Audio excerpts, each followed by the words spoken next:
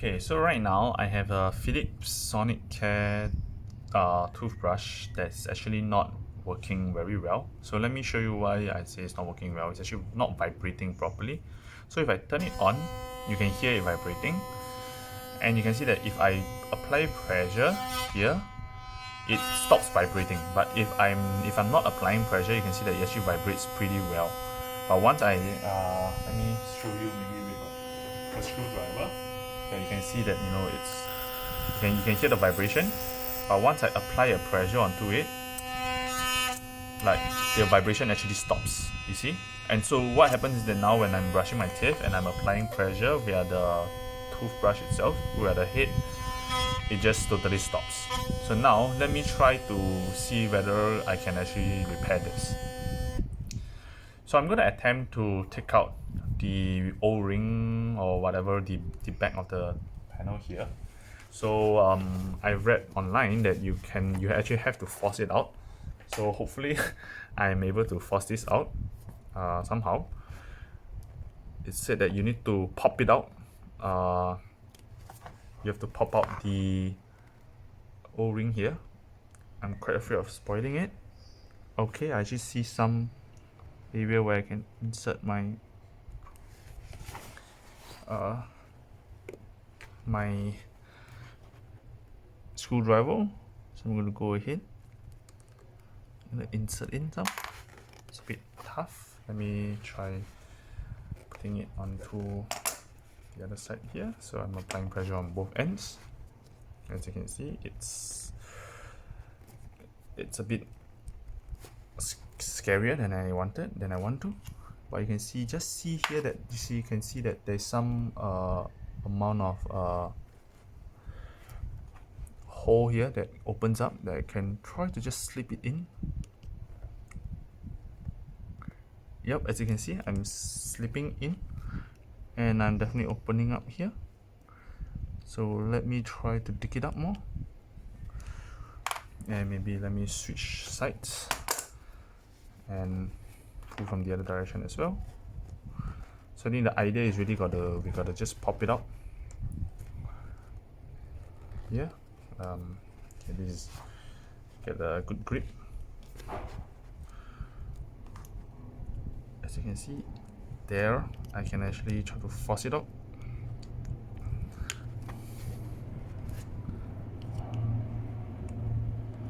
This is not the most easy doing job, because you will feel like you're actually breaking the toothbrush, which I feel like I am. As you can see, I really scratched some part of it from trying to dig it out. So let's go ahead and try see whether I can do it more. Let's see. I think it's easier to clamp it down from the sides here instead of going flat like that, because the idea is that this is more like a rectangle, so I need to force out some areas. So trying to force it out more. As you can see, I'm starting to see a little bit more light. Maybe I gotta squeeze just a tad harder on both ends to actually try to get it out. Yep, I'm definitely getting it out more. As you can see now, I can actually clearly see that it's actually starting to pop out. So just got to do that a little bit more times. Let's get it out.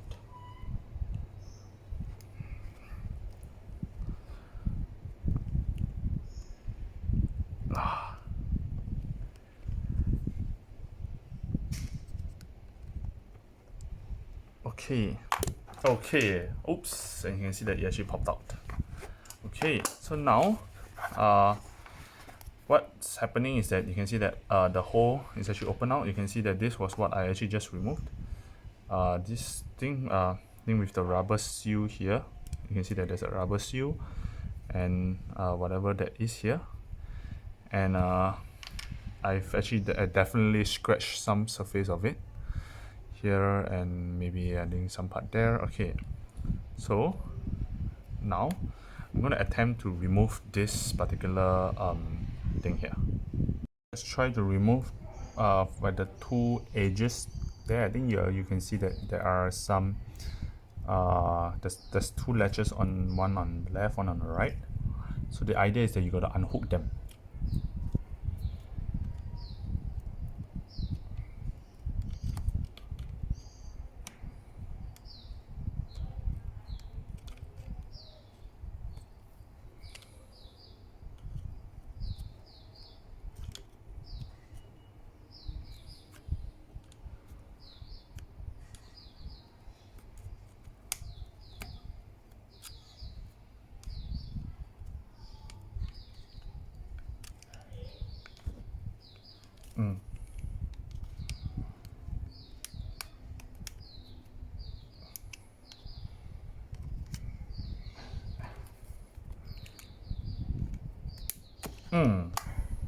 And there you go. Now you unhook it. So what was really holding it in place was this latch here. This, you can see this latch and this latch. So what I was doing just now while I was digging in, just for clarity, was that I was just pressing this thing inwards. You can see I'm pressing the side here, the side inwards, so that I can pop this thing out. Same thing here, I'm pressing in the side here so that I can pop this thing out. As you can see, what's happening here is that this latch is going inwards and then it's just expanding out and eating out onto the hook here. So if you think about this, it's going in down and hooking it here. But by pressing at the side, you're pushing it out of this hook so that eventually it can come out. And that's exactly what this latch thing here is doing. It's like a hook here, and on the casing, which is on this thing itself, you have this hook that is actually just latching it back in. So you're going to push it out on, of course, on both ends, then you push it out and this thing will actually slide out. So this is what the inside of the Sonicare DiamondClean toothbrush looks like. You can see that the battery is here. I don't have an issue with my battery. The charge is still good. The magnets here, this magnet is for wireless charging. This is probably the coils itself, and you can see that my issue is with this part of the machine, this part of the thing. So let's see if there's an issue here that I can actually solve for. People seem to say that this screw here goes loose, and maybe that's the issue why I have a vibration issue. Let me see first. For me, this is actually very tight already. So this screw is actually very tight, but let me just unscrew it and just see what it actually takes out. And you can see that when I unscrew it, it actually becomes loose in general. And let me see if I totally unscrew it, what actually happens. Alright.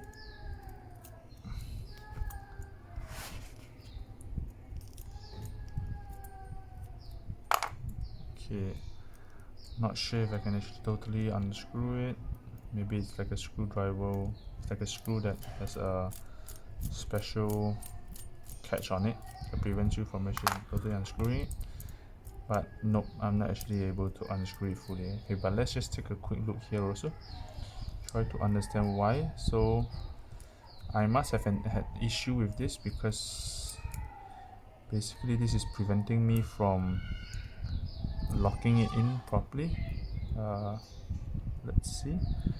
This all entire thing seems to be on the connection itself. There's actually a sponge here that's probably aiding in the vibration. Oh, the screw actually dropped out here finally. So let's see whether I can actually remove this. Let's see how this is actually being placed in.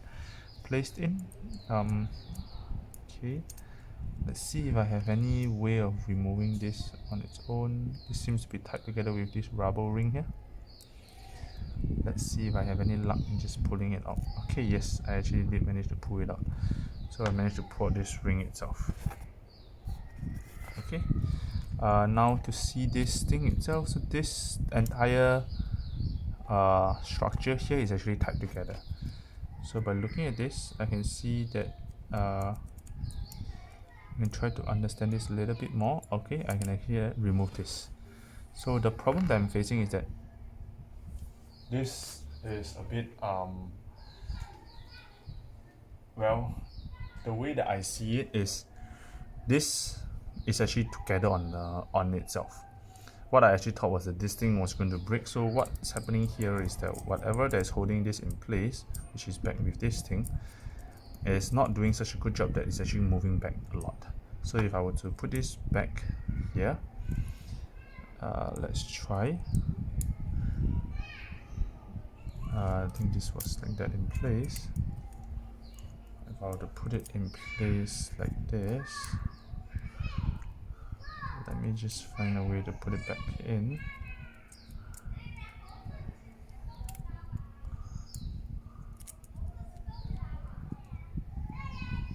Okay, I might have forgotten how it actually came out. So, oops, do bear with me trying to get this back in. A few moments later. Okay, sorry about that. I think I figured it out. So let's try to put it back in. So the idea is this is actually meant to go inside this hole. I can see that there's the triangle part. This thing is supposed to enter it. So if I let it enter here, so it's meant to be like this. This part will go in. Okay, so facing outwards, this goes in like that. Now the question about this is this. I think this is actually the wrong side.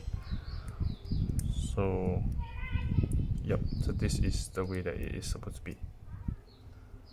Okay, going back, so let's just try for the sake of this and hoping that this actually solves whatever problem. Let's see if I put it all the way, push it back in, the rubber ring here, making sure it's well protected. Let's try again by screwing this back in. Okay, I'm going to go in ahead and I'm going to screw this. So now that I screw this back tight, not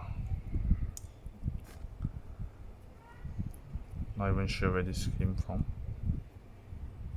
This came from the battery protector. So let's see whether I can even turn it on now. As you can see, I turn it on already, it's working. And if I try to put pressure here, you can see that once I apply pressure to a certain extent, it still stops moving. So honestly, I'm not very sure why this is so.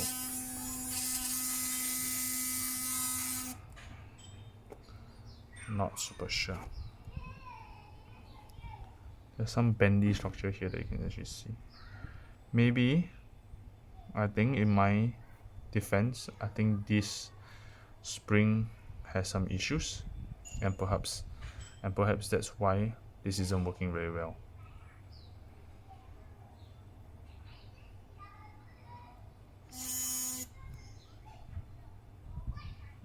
And let's just, after this, let's just try to slot it back into position.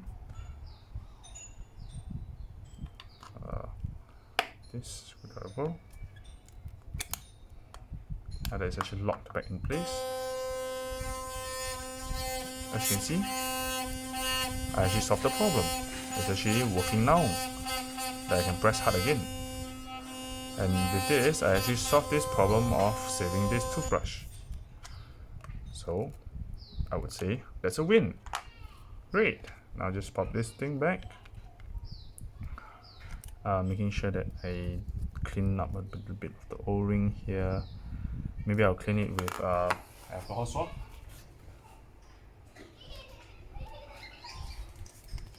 I got myself here some alcohol swab. I'll just lightly clean this O-ring surface here. The O-ring, making sure that the O-ring is clean, because the O-ring is the one that's protecting it from any water from being able to go in. So making sure that it's clean. Right. So just let it dry for a very short moment.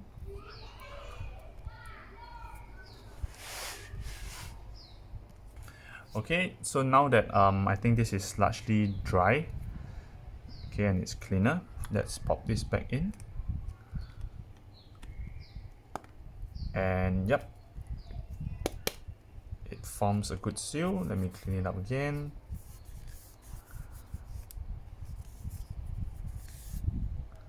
Hopefully this doesn't leak. Well, but either way, this toothbrush wasn't really working anymore. But with this, if this fixes it, it gives it a new lease of life, which is great for me. So I will test it out. And thank you for watching. Hope this helps you in your repairing too. Thank you.